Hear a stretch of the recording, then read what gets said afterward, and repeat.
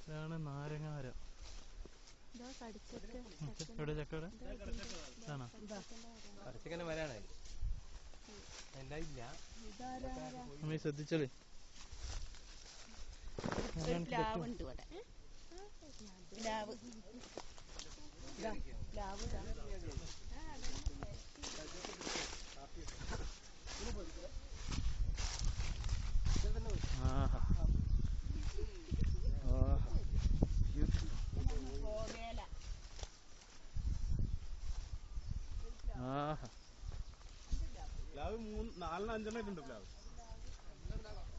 നല്ല വ്യൂ ആട്ടോ.